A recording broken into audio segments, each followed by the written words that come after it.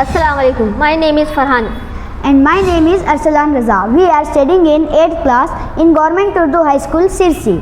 In this model, we are explaining the geometrical meaning of square numbers. This is a square. Its length is 1 unit and breadth is 1 unit. Its area is 1. 1 square 1.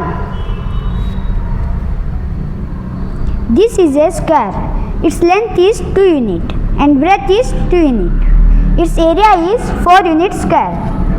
2 square 4. This is a square.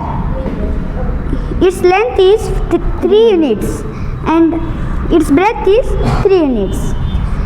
Its area is 9 square units. 3 square 9. This is a square. Its length is 4 units and breadth is 4 units. Its area is 16 square units. 4 square 16.